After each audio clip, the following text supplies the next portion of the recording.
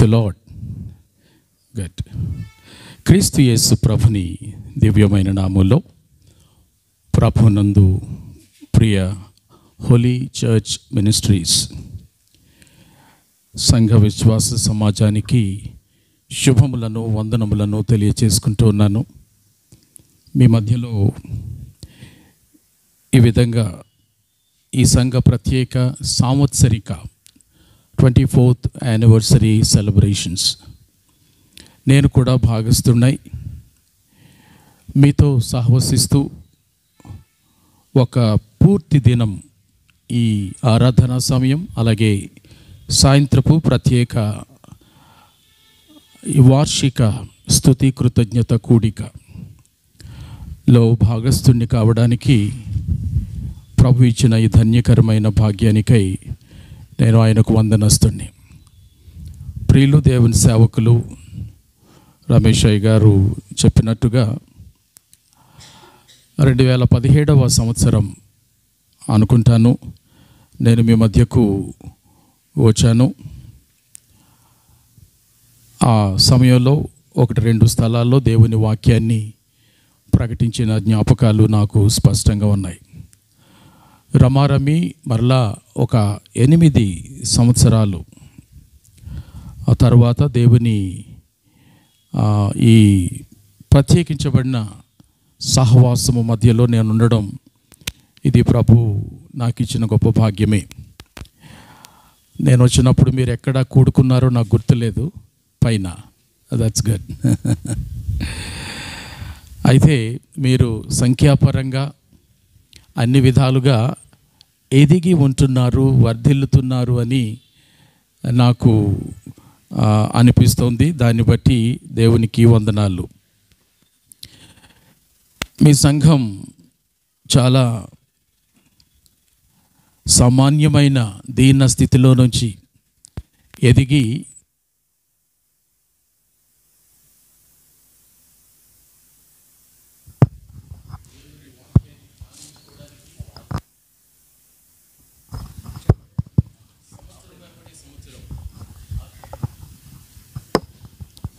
దేవుని కృపను తలంచుకోవడానికి ప్రభు ఆయన కృప చూపిస్తున్నారని నేను భావిస్తున్నాను. సంఘమా, కొన్ని నిమిషాలు, బహుశా 1 గంట అటు ఇటుగా దేవుని వాక్యాన్ని 12:30 కదండి, 12:30 వరకు దేవుని వాక్యాన్ని మనం కలిసి చాలా సంక్షిప్తంగా ధ్యానం చేసుకోవడానికి మనం ప్రయత్నం చేద్దాం. మన హృదయాలు మనస్సులను ఐక్యపరుస్తూ దేవుని సన్నిధిలో ఏకాగ్రతతో ఉండాలని నేను ఆశపడుతున్నాను.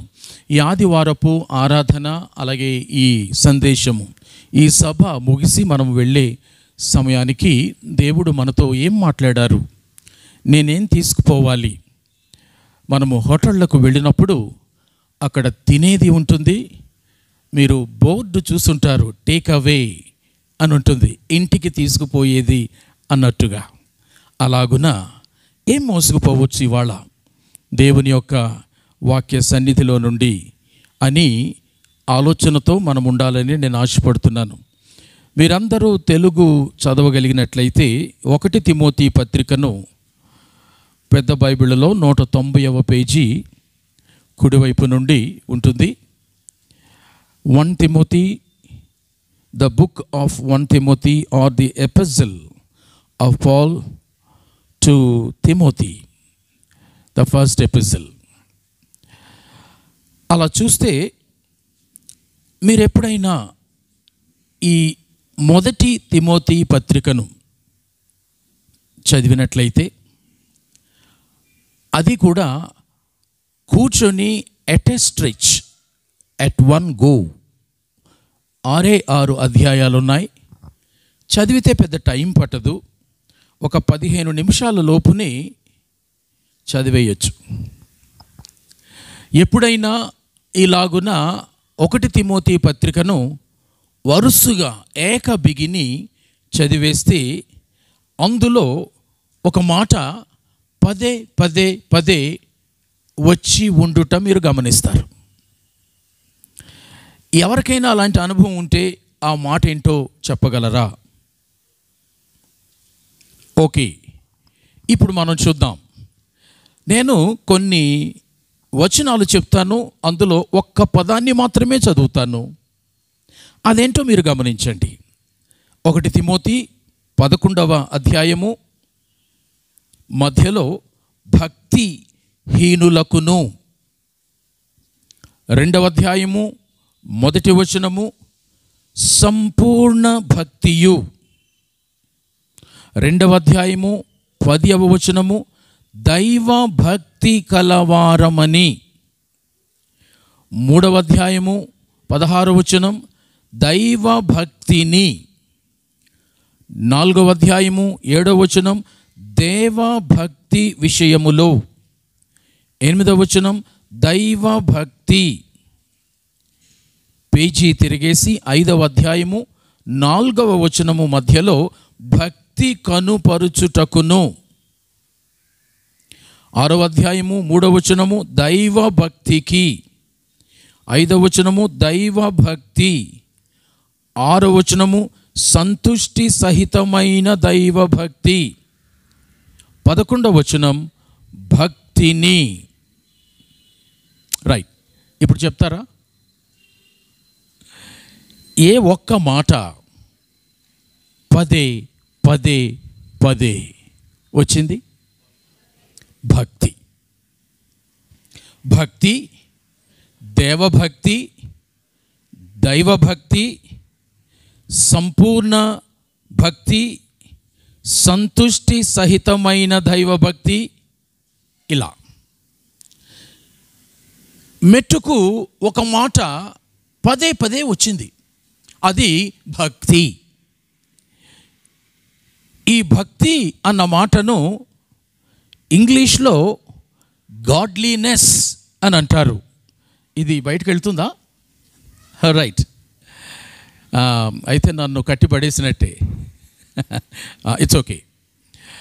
గాడ్లీనెస్ అంటారు ఇంగ్లీష్లో, తెలుగులో భక్తి అని అంటారు. బహుజాగ్రత్త వినాలి. 6 అధ్యాయాలలో ఒకే ఒక పుస్తకములో రమారమి 12 సార్లు భక్తి అన్న ఒక్క మాట వచ్చింది అని అంటే, సింపుల్ సెన్స్తో, కామన్ సెన్స్ అంటామే, ఎందుకు వచ్చుంటుంది? ఎందుకు పౌలు అన్నిసార్లు ఒకే ఒక వ్యక్తికి ఒకే ఒక ఉత్తరములో 6 అధ్యాయాలలో 12 సార్లు రమారమి భక్తి భక్తి భక్తి అని రాసి ఉంటాడు? ఎందుకు? మాట్లాడండి, పర్వాలేదు. ఎందుకు? మీరు ఎవరైనా నాకు అపరిచితులు, ముందు నాకు మీతో పరిచయం లేదు, కానీ మీరు నాతో మాట్లాడుతూ ఒక మాట పదే పదే పదే పదే మాట్లాడుతూ ఉంటే 2 అర్థాలు ఉంటాయి దానికి. ఒకటి, మీకు కాస్త లూజ్ అయి ఉండొచ్చు, అందుకే పదే పదే మాట్లాడుతూ ఉన్నావు. లేదా అదేదో సీరియస్ పదం, అది చాలా ముఖ్యం, అందుకే చాలాసార్లు చెప్తున్నావు. అయితే స్క్రూ లూజ్ అయి ఒక మాట పదే పదే మాట్లాడతాం, లేదా విషయం చాలా సీరియస్ కాబట్టి ఆ మాటను అనేక సార్లు నొక్కి చెప్తాం. ఇప్పుడు చెప్పండి, ఈ ఉత్తరాన్ని ఎవరు రాశారు? పౌలుకు స్క్రూ లూజ్ అందామా? అనరా? నిజానికి ఈ ఉత్తరం రాసినది పౌలు కూడా కాదు, పరిశుద్ధాత్మ దేవుడు పౌలు ద్వారా రాయించాడు. కాబట్టి పరిశుద్ధాత్మనికి లూజు అందామా? ఇప్పుడు 2వ ఆప్షన్ కరెక్ట్ అయి ఉండాలి. ఏంటి 2వ ఆప్షన్? ఏంటి? It's a serious word. The word godliness is a serious concept, is a serious subject in the 6 chapters, 1 letter to Timothy called 1 Timothy. అందుకనే అపోస్తలుడైన పౌలు ఎఫెసు సంఘములో కాపరిగా ఉంటున్న ఒక యవ్వన కాపరికి ఉత్తరాన్ని రాస్తూ ఒక సీరియస్ మాట పదే పదే రాశాడు. అదేంటంటే భక్తి. ఎందుకు రాశాడు అని గనుక చూస్తే 3వ అధ్యాయము 15వ వచనం నేను చదువుతాను. 3:15 జీవము గల దేవుని సంఘములో జనులేలాగూ ప్రవర్తింపవలెనో అది తిమోతి నీకు తెలియవలెనని ఈ సంగతులను నీకు వ్రాయిచున్నాను. కాబట్టి అనేక సంగతులు రాశాడు. అందులో ఒక మాట రిపీట్ చేశాడు. ఎందుకు రిపీట్ చేశాడు అని అంటే అది చాలా ముఖ్యమైన విషయం. ఈ ముఖ్యమైన విషయాన్ని ముందు తిమోతి తెలుసుకోవాలట. ఆ తర్వాత తిమోతి కాస్తున్న సంఘానికి తెలియపరచాలట. చాలా ప్రాముఖ్యమైన మాట ఇక్కడ మనం జ్ఞాపకం చేసుకోవాలి. ఈ మాట మాట్లాడుతున్న ఇప్పుడు ఉపదేశకుడైన నాకు, మన సంఘ కాపరి గారు, తరచూ ఉపదేశాలు చేసే దేవుని సేవకులు రమేష్ గారు, మీలో ఎవరైనా ఇక్కడైనా మరెక్కడైనా నిలబడి వాక్య ఉపదేశాలు చేసేవారు ఉంటే మీకు, ఇంటిలో ఒక తండ్రిగా, ఒక భర్తగా, ఇంటిలో ఒక తల్లిగా, ఒక భార్యగా, ఈ స్కూల్లో మీరు ఎవరైనా పనిచేస్తే ఒక ఉపాధ్యాయునిగా, ఉపాధ్యాయురాలిగా, మీరు ఎక్కడైనా ఉద్యోగం చేస్తే మీతో ఉంటున్న బృందమునకు నీవు పైన ఉన్న వానివిగా ఉంటే అందరికీ వర్తిస్తాయి ఈ మాటలు. అందరికీ వర్తిస్తాయి. ఏంటి ఆ మాట? నువ్వేం చెప్తున్నావో అది ముందు నీకు, ఆ తర్వాతే ఇతరులకు. జీవము గల దేవుని సంఘములో జనులేలాగూ ప్రవర్తింపవలెనో అది నీకు, తిమోతి, నీకు తెలియాలని ఈ విషయాలు రాస్తున్నాను. బ్రదర్స్ అండ్ సిస్టర్స్, ఇది ఈ ఒక్క పూట కోసమే కాదు, ఈ ఒక్క ప్రసంగం కోసం మాత్రమే కాదు, ఇది ఒక జీవితకాల సత్యం. ఎందుకు ఈ మాట మాట్లాడాను అని అంటే, నిత్యము మనము ఎవరినో ప్రభావితం చేసేవాళ్ళంగా ఉంటాం. ఇక్కడ తండ్రులు ఉన్నారా? మీరు ప్రభావితులు. మీరు మీ బిడ్డలను ప్రభావితం చేస్తారు. ఇక్కడ తల్లులు ఉన్నారా? మీరు ప్రభావితులు, అనగా మీ బిడ్డలను మీరు ప్రభావం చేస్తారు. ఉద్యోగం చేసేవాళ్ళు ఉన్నారా? మీతో ఉన్న బృందాన్ని ప్రభావితం చేస్తారు. సంఘములో ఉంటున్న కాపరి పెద్దలు, మనం ప్రభావితం చేసేవాళ్ళంగా ఉంటాం. కాబట్టి నేను ఎవరినైనా ప్రభావితం చేసే ఒక స్థితిలో గనుక ఉంటే ఇది నాకు వర్తిస్తుంది, నీకు వర్తిస్తుంది. ఏంటి అంటే, ముందు నేను తెలుసుకోవాలి, ముందు నేను సాధన చేయాలి, నేను ప్రాక్టీస్ చేయాలి, నేను ఆచరించాలి, అప్పుడే ఇతరులకు చెప్పాలి. ప్రియులారా, తిమోతికి పౌలు రాస్తూ ఈ మాటలే చెప్తున్నాడు. తిమోతి ఎఫెసు సంఘానికి కాపరి అని తెలుసు. పౌలే ఎఫెసులో తిమోతిని ప్లేస్ చేశాడు. అయినప్పటికీ కూడా ఉత్తరాన్ని మట్టుకు చాలా క్లియర్గా, స్పెసిఫిక్గా, సింగిల్గా తిమోతికే రాస్తున్నాడు. రాస్తూ నీకు రాస్తున్నాను, నువ్వు తెలుసుకోవాలి సంగతులు అని. ఇప్పుడు చెప్పండి, తిమోతి తెలుసుకుంటే తిమోతి తన ఇంటిలో ప్రభావితం చేయకుండా ఉంటాడా? తిమోతి తెలుసుకుంటే తన సంఘమునకు వాటిని నేర్పకుండా ఉంటాడా? కాబట్టి మనందరికీ తెలియాల్సిన మొట్టమొదటి జీవిత సత్యము, ముఖ్యంగా సంఘములో ఉన్న మనకు ఏంటి అని అంటే, మనము నేర్వాలి, నేర్పించాలి, నేర్చుకోవాలి, నేర్పించాలి, సాధన చెయ్యాలి, చెయ్యమని చెప్పాలి, ఆచరించాలి, ఆచరించమని చెప్పాలి. చెప్పండి, ఒక ప్రశ్న అడుగుతున్నాను. నేను ఆచరించకుండా మిమ్మల్ని మట్టుకే ఆచరించండి అని నేను చెబితే నేనేమవుతాను? పర్వాలేదు చెప్పండి, నేనేమవుతాను? ఇంట్లో తండ్రి లేదా భర్త తాను ఆచరించకుండా ఇంటి వారిని ఆచరించమని చెబితే ఆయన ఏమవుతాడు? పక్కా వేషధారి అవుతాడు. ఏమవుతాడు? వేషధారి, హిపోక్రైట్, వేషధారి అవుతాడు. కాబట్టి చాలాసార్లు ఉపదేశకులంగా ఉన్న మేము ఇళ్లలో తండ్రులుగా, తల్లులుగా, ఉద్యోగాల్లో సూపర్వైజర్స్గా ఉంటున్న మనము, సమాజంలో పౌరురాళ్లుగా ఉంటున్న మనము, ముఖ్యంగా క్రైస్తవ పౌరులంగా, క్రైస్తవ విశ్వాసులంగా, క్రైస్తవ ఉపదేశకులంగా, క్రైస్తవ ఉద్యోగస్తులంగా ఉంటున్న మనము ఏదైతే ఆచరించామో దానిని ఆచరించండి అని ఎవరికైనా చెబితే మనుషులు మనల్ని మెచ్చుకోవచ్చేమో కానీ దేవుని లెక్కలో మనము వేషధారులం. అందుకని ఒక జీవిత సత్యాన్ని తిమోతికి రాస్తూ పౌలు చెప్తున్నాడు, నీకు చెప్తున్నాను తిమోతి ఈ విషయాలు. ఇది మొదటి విషయం. రెండవది, ఏం చెబుతున్నావు పౌలా తిమోతికి అని గనుక మనం ప్రక్క నుండి అడిగితే అంటాడు, భక్తి చెయ్యమని చెప్తున్నాను అంటాడు. ఏమంటాడు? భక్తి చెయ్యి బాబు తిమోతి, నువ్వు భక్తి చేసి నీ సంఘానికి భక్తిని నేర్పు అని చెప్తున్నాను అని అంటాడు. ప్రియులారా, ఈ భక్తి అన్న మాట చాలా లోతైన మాట. దీనిని ఇంగ్లీష్లో గాడ్లీనెస్ అంటారని నేను చెప్పాను. ప్రియులారా, దీని గ్రీకులో ఏముంది అని ఆలోచన చేస్తే యూసేబియా అనే ఒక మాట వాడారు. యూసేబియా అన్న మాట మనకు గ్రీకు అంతగా తెలియదు కాబట్టి దాని గురించి చింతించాల్సిన అవసరం లేదు. కానీ డిక్షనరీలోకి వెళ్ళి చూశాను నేను. యూసేబియా అనే మూల పదమైన గ్రీకు పదానికి ఉన్న అర్థం ఏంటి అని అంటే దానికి 2 అర్థాలు ఉన్నాయి అక్కడ. ఒకటి ఏంటంటే రెవరెన్స్. నేను భక్తి చేస్తున్నాను అంటే, దేవునికి భక్తి చేస్తున్నాను అంటే అర్థం ఏంటంటే నేను దేవునికి రెవరెన్స్ చూపిస్తున్నాను అని అర్థం. రెవరెన్స్ అంటే అర్థం ఏంటంటే అత్యధికమైన గౌరవ ప్రపత్తులు, the highest form of respect. రెండవది ఫియర్ అనగా భయం.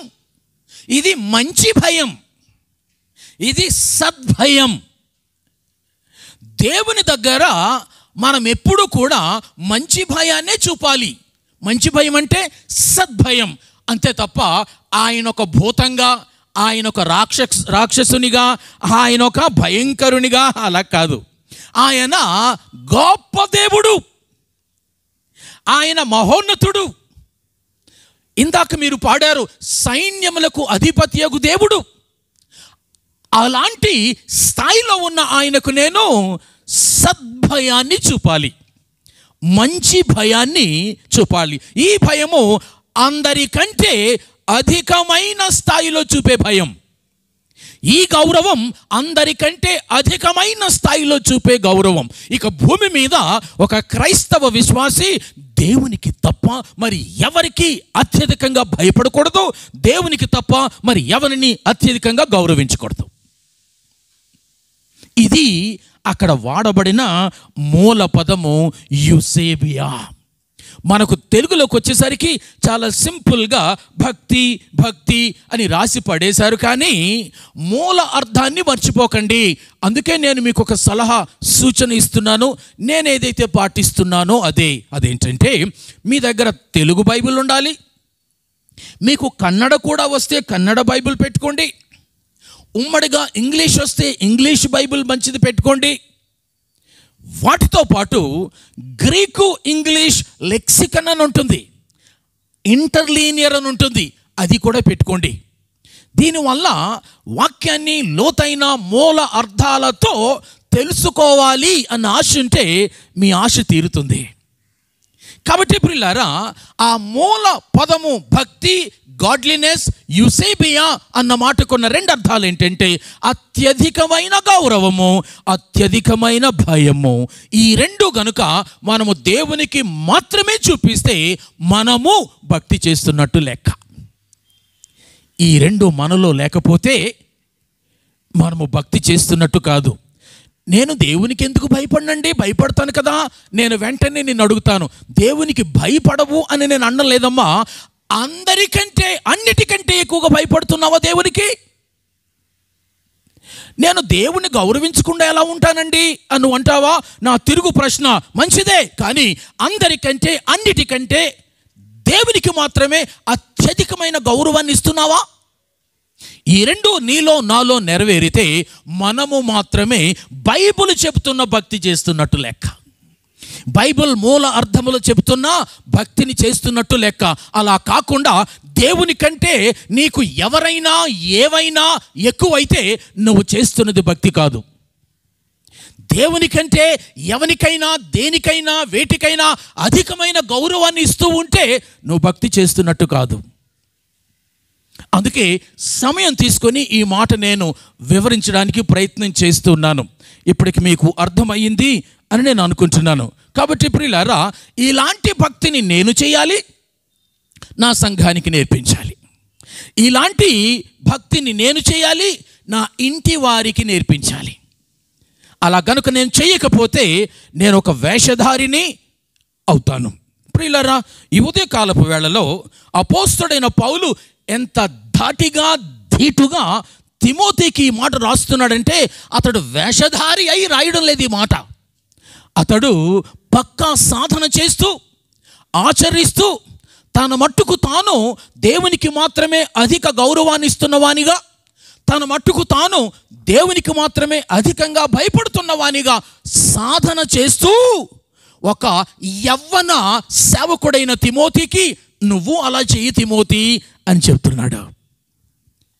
మనం కూడా మన జీవితంలో పౌలు లాంటి వారి చేత, తిమోతి లాంటి వారి చేత, పరిశుద్ధాత్ముని చేత, ఈ వాక్యము చేత ప్రభావితులమై మనము కూడా మన ఇంటి వారిని, మన సంఘపు వారిని, సమాజపు వారిని ప్రభావితము చేయువారముగా ఉంటేనే దేవుని ఎదుట మనం యథార్థులంగా ఉన్నట్టు లెక్క.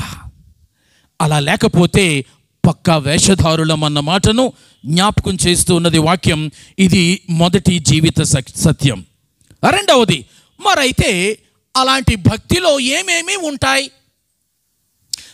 రెండు మాటలు రాసి వాడారు తెలుగులో, కానీ అందులో ఏమేమి ఉంటాయి? ఏమేమి ఉంటే దానిని భక్తి అని అంటాం? పౌలు చెప్పినవే జ్ఞాపకం చేసుకుందాం. మొదటిగా రక్షణ ఉండాలి. రక్షణ. నువ్వు నేను చేస్తున్న భక్తిలో రక్షణ గనుక లేకపోతే అది భక్తి క్రిందకు రాదు. ప్రియులారా, అపోస్తలుడైన పౌలు ఇదే మొదటి తిమోతి పత్రికలో 2-3 సార్లు ఆ విషయాన్ని రాస్తాడు. మీరు అలా చూడండి, నేనే చదివి వినిపిస్తాను సమయం ఆదా చేయడం కోసం. మొదటి తిమోతి 2వ అధ్యాయము 3వ వచనం, మన రక్షకుడగు 4వ వచనం, మనుషులందరూ రక్షణ పొంది సత్యమును గూర్చిన అనుభవ జ్ఞానము గలవారై ఉండవలెనని 4వ అధ్యాయము 10వ వచనం టకటక చూడాల. మనుషులకందరికీ రక్షకుడును మరి విశేషముగా విశ్వాసులకు రక్షకుడును అయినా, చెప్పండమ్మా, ఏ మాట కనపడింది మీకు అక్కడ పదే? రక్షణ రక్షకుడు. బ్యూటిఫుల్. అపోస్తలుడైన పౌలు అంటున్నాడు, మనకు రక్షకుడు ఉన్నాడు కాబట్టి మనము రక్షణ పొందాలి. రక్షణ పొందాలి అన్న ఆ ఆలోచన ప్రాథమికంగా మనది కాదు, ప్రాథమికంగా అది దేవునిది. ఎందుకంటే ఆయన ఇచ్చయించుచున్నాడు అని ఉంది ఇక్కడ. ఏమండి? ఆయన ఇచ్చయించుచున్నాడు. 4వ వచనం, ఏమని ఇచ్చయించుచున్నాడు? మనుషులందరూ రక్షణ పొందాలని. ఎందుకు పొందాలి? ఎవరి దగ్గర పొందాలి? ఆయన దగ్గరే పొందాలి. ఆయన ఎవరు? ఆయన రక్షకుడు. సో దేర్ఫోర్ ఈ సంఘములో, హోలీ చర్చ్ మినిస్ట్రీ సంఘములో ఇక్కడున్న మనం అందరం కూడా భక్తి చేయడానికే ఉన్నాము అన్నది కనుక వాస్తవమైతే, అది నిజమైతే, నిజం అవ్వాలని అనిపిస్తే ఇక్కడున్న మనం అందరం కూడా ప్రాథమికంగా రక్షణ పొందిన వారమై మాత్రమే ఉండాలి.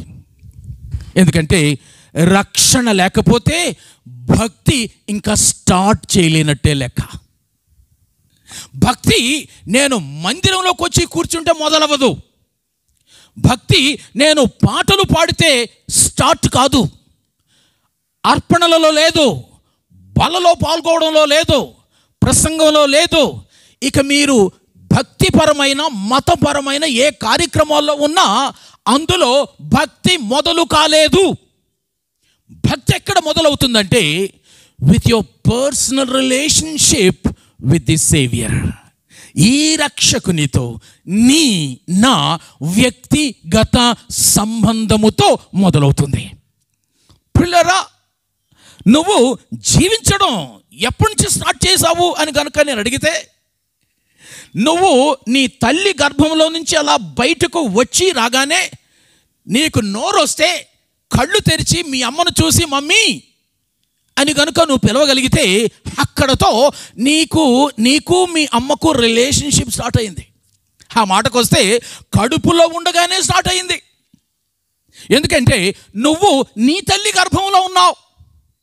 నీ తల్లి నిన్ను కన్నది. నీ తల్లికి నువ్వు కూతురు అవుతావు. నీ తల్లి నీకు తల్లి అవుతుంది. ఏంటండి మాట్లాడుతున్నాను ఇవన్నీ? I'm talking about the relationship, సంబంధ బాంధవ్యం గురించి మాట్లాడుతున్నాను నేను. నువ్వు పుట్టావనంటే నీకు ఒక తల్లి ఉంది. నువ్వు పుట్టావంటే నీకు ఒక తండ్రి ఉన్నాడు.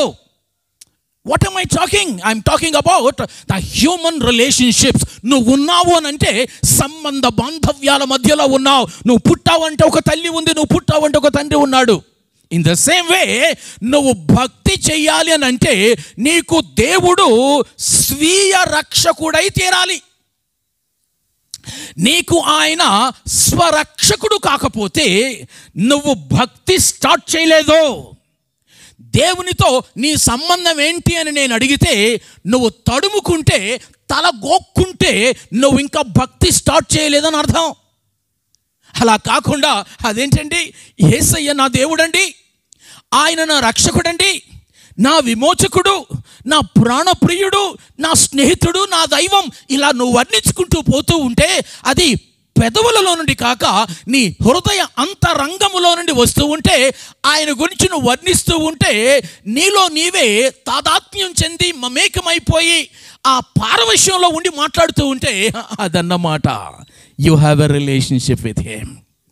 ఆయన నీకు దేవుడు, ఆయన నీకు రక్షకుడు, ఆయన నీకు విమోచకుడు, ఆయన నీకు ప్రాణ ప్రియుడు. అందుకనే ఈయనంటున్నాడు, మనుషులందరూ రక్షణ పొంది సత్యమును గూర్చిన, అనగా సత్యమయ్యున్న క్రీస్తు యేసును గూర్చిన అనుభవ జ్ఞానము. ఎవరో చెప్తే కదండి అనుభవ జ్ఞానము. ఆయన ఏమవుతాడని నిన్ను అడిగితే నువ్వు టక్కుమని లేచి చెప్పాలా. మీ అమ్మను నిలబెట్టి నిన్ను అక్కడ అడుగుతున్నాను నేను, ఈమెవరు అని అడిగితే నువ్వు తడుముకుంటావా? నువ్వు ఆలోచన చేసుకుంటావా? తల గోక్కుంటావా? ఎగాదిగా చూస్తావా? చూడవు. ఎందుకంటే ఆమె మా అమ్మండి, షీఈ్ మై మామ్. అలాగే యేసు నీకెవరు అని కనుక నిన్ను ప్రశ్నిస్తే, మా పాస్టర్ గారు చాలాసార్లు చెప్తూ ఉంటారండి యేసు రక్షకుడని. నేనంటాను కాస్త కళ్ళెర్ర చేసి, నీకు రక్షకుడా అని. నీకు రక్షకుడా? మీ పాస్టర్ గారు యేసు రక్షకుడు అని ప్రసంగాలు చేయడం కాదు. మీ పాస్టర్ గారికి యేసు రక్షకుడా? నీకు యేసు రక్షకుడా? నాకు యేసు రక్షకుడా? యేసును కూర్చిన అనుభవ జ్ఞానం నాకుందా? ఆయన ఎవరు అంటే నేను మాట్లాడగలనా? ఆయన ఎవరు అనంటే నేను ఆయన గురించి వర్ణించగలనా? ఆయన నాకేమై ఉన్నాడో, నాకేం చేశాడో నేను గుక్క తిప్పుకోకుండా మాట్లాడగలనా? అదే ఆ స్త్రీని అడగండి, ఏంటమ్మా అంత గాబరపడిపోతున్నావు? మాకు ప్రియుళ్ళు ఉన్నారు కదా, నువ్వేంటి లోకంలో నీకొక్కటి దానికే ప్రియుడున్నాడు అన్నట్టుగా అని అలా చెలికెత్తులు అడుగుతూ ఉంటే ఉండొచ్చుగాక. నేనెవరికి ప్రియుళ్ళు లేరనే నన్నలే, కానీ నా ప్రియుడు డిఫరెంట్. ఏమంటది? నా ప్రియుడు వేరు. అంతేనండి. ఎలా వేరు చెప్పమ్మా అని చెలికెత్తులు అడగగానే ఆమె తాదాత్మ్యం చెంది అరమోట్పు కన్నులతో తన ప్రియుణ్ణి కళ్ళ ముందుకు తెచ్చుకుంటూ, మీరు చదవండి పరమగీతాలు, నఖశిఖ పర్యంతము వర్ణిస్తుంది. వర్ణించలేదా? తల నుంచి పాదాల వరకు వర్ణిస్తుంది. ఎలా వర్ణిస్తున్నావమ్మా ఓ శూలమతి అంటే, నా ప్రియుడు నాకు తెలుసు. అనుభవ జ్ఞానంతో చెప్తున్నాను నేను. అని అంటదామే. పిల్లరా, ఇది నాన్న బయట సమాజంలో రోడ్డు మీద నిన్ను అకస్మాత్తుగా ఆపి సడన్గా అన్ప్రిపేర్డ్గా నువ్వెవరివి అంటే నువ్వు క్రైస్తవుడు అని తెలుసుకుంటే క్రీస్తు గురించి చెప్పమా అని 2 మాటలు అడిగితే ఏం చెప్తావు? సిగ్గుపోతావా? బిడియపడతావా? వంకర్లు తిరిగిపోతావా? లేదా తలగొక్కుంటావా? లేదు, ఆ స్త్రీ అలా చేయలేదు. ఆమె తన ప్రియుని గూర్చి స్వానుభవంతో ఎరిగింది కాబట్టి గొప్ప వర్ణన చేసింది. అందుకే నేను అంటున్నాను, నిజమైన రక్షణ పొందిన విశ్వాసులు ఈ హోలీ చర్చ్ మినిస్ట్రీలో ఇక్కడ ఈ సమయంలో కూర్చుంటే నీవు భక్తి చేయడానికి మొదటి మెట్టు ఎక్కావని అర్థం.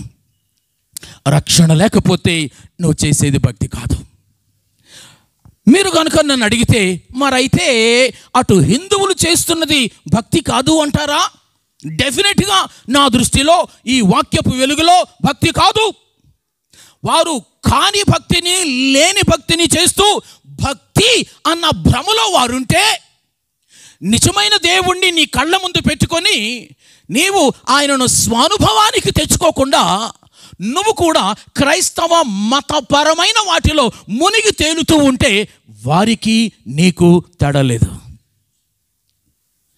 ఈ మాటలు కఠినంగా ఉండొచ్చేమో గాక. ఇక్కడ ఒక క్రైస్తవ తల్లికి తండ్రికి పుట్టిన అమ్మాయిని అబ్బాయిని అడుగుతాను నేను, ఎందుకు వచ్చావమ్మా చర్చికి అంటే, చిన్నప్పటి నుంచి మా మమ్మీ డాడీ చర్చికి తీసుకొచ్చారు అంకుల్. అందుకే వచ్చింది. ఎందుకంటే నువ్వు ఆ అమ్మాయిని మసీదుకి తీసుకెళ్ళడం అలవాటు చేయలేదు. మసీదుకి తీసుకెళ్ళడం అలవాటు చేస్తుంటే మసీదుకి వెళ్ళేది. టెంపుల్కి తీసుకెళ్ళడం అలవాటు చేస్తుంటే టెంపుల్కి వెళ్ళేది. నువ్వు చర్చికి తీసుకురావడం అలవాటు చేసావు కాబట్టి ఇక్కడికి వచ్చింది. తేడా లేదు. There is no any difference. అయితే పిల్లారా, తేడా ఎప్పుడు ఉంటుంది అని అంటే, ఈ యేసును నువ్వు నేను స్వీయ అనుభవముతో నా స్వరక్షకునిగా మన పాపములను ఒప్పుకొనుట ద్వారా ఆయనను నమ్మదగిన వానిగా నీతిమంతునిగా చూచి నా కోసం ప్రాణం పెట్టిన ఏకైక విమోచకునిగా రక్షకునిగా నేను ఆయనను అనుభవపూర్వకంగా ఎరిగినప్పుడు, ఆయన నా గుండెల్లోనికి రమ్మని నేను వేడుకున్నప్పుడు, ఆయన మాట చొప్పున నా ప్రతి పాపాన్ని కడిగి నన్ను నీతిమంతునిగా చేసినప్పుడు నేను రక్షించబడ్డాను, నీతిమంతునిగా తీర్చబడ్డాను. ఈ అనుభవం ఇక్కడున్న ప్రతి వారికి ఉందా? లేకపోతే నువ్వు భక్తి ఇంకా స్టార్ట్ చేయలేదని మనవి చేస్తూ ఉంటున్నాను. ప్రియులారా, ఈ ఉదయకాలపు వేళలో క్రైస్తవ సంఘాలలో చాలామంది అలవాటుగా నామకార్థత్వంతో చిన్నప్పటి నుంచి ఇది అలవాటు అయిపోయి గుడికి వచ్చి వెళ్ళేవాళ్ళుగా ఉండే వాళ్ళు ఎక్కువ అవుతూ ఉన్నారు. కానీ యేసును స్వీయ రక్షకునిగా స్వ అనుభవ జ్ఞానముతో ఆయనను రక్షకునిగా కలిగిన వారుగా మనలో ఎంతమంది ఉన్నాం. ఈ అనుభవం లేకుండా నువ్వు నీళ్లలో మునిగినా కూడా, నువ్వు దానికి బాప్తిస్మం అని పేరు పెట్టినా కూడా అది వృధా. నమ్మి బాప్తిస్మము పొందువాడు అని ఉంది, కానీ బాప్తిస్మము పొంది ఆ తర్వాత తీరిగ్గా నమ్మువాడు అని లేదు బైబిల్లో. ముందు నమ్మాలి. ఆ నమ్మకంలో నుంచే ఆయన ఎవరో అన్నది నీకు అనుభవానికి వస్తుంది. ఆ నమ్మడం జరిగిన తర్వాత నీటి మూలపు బాప్తిస్మం ద్వారా సార్వత్రిక సంఘములో, స్థానిక సంఘములో నువ్వు ప్రవేశిస్తావు. నేను 2వ పాఠంలోనికి వెళ్ళక మునుపు ఈ ప్రశ్న నేను అడుగుతున్నాను. నీకు ఈ సంఘంలో తల్లిదండ్రులారా, మీరు రక్షించబడిన వారై ఉంటే, ఆ స్పష్టత మీకుంటే, మీ గర్భాన పుట్టిన బిడ్డలు 14 ఏళ్ళు అనగా బాలుడు బాలిక వయస్సు వచ్చిన తరువాత వారి రక్షణకు వయస్సు వచ్చిందని మీరు గమనించారా? 14 years, జస్ట్ 14 years. ఆడపిల్లలైతే వారు మెచ్యూర్ అయిన 12 లేదా 13 లేదా 14 సంవత్సరాలు, మగపిల్లలు 14 years. ఎందుకంటే అంతర్జాతీయ నిర్వచనాల ప్రకారం బాలుడు అనగా 14 ఏళ్ల లోపున ఉండువాడు, 14 ఏళ్ల లోపున ఉన్న వ్యక్తి బాలిక. బైబిల్ చెప్తుంది బాలుడు బాలిక అప్పుడు వారు పెద్దవారైనా దాని నుండి తొలగిపోరు. ఇక్కడ నుంచే సండే స్కూల్కి వెళ్ళారు మన పిల్లలు కొన్ని నిమిషాల క్రితం. నేను అడుగుతున్నాను చాలా సూటిగా, మీ అందరి పిల్లలు వచ్చారు ఇవాళ? మీ అందరి పిల్లలు సండే స్కూల్కి వెళ్ళారా? పోనీ ఎక్కడికైనా వెళితే అక్కడైనా సండే స్కూల్కి ఇవాళ హాజరయ్యారా? మీ పిల్లల వయసు 14 years అబౌవ్ కనుక ఉంటే వారు మారు మనసు పొంది యేసును నీవలే స్వీయ రక్షకునిగా ఎరిగి నీటి మూలపు బాప్తిస్మము ద్వారా సార్వత్రిక సంఘములో ప్రవేశించడానికి వారికి వయస్సు వచ్చిందన్న విషయం తల్లి నీకు తెలుసా? ఓ తండ్రి నీకు తెలుసా? 14 years and above of your children, have they been born again? Have they been repented? Have they been converted?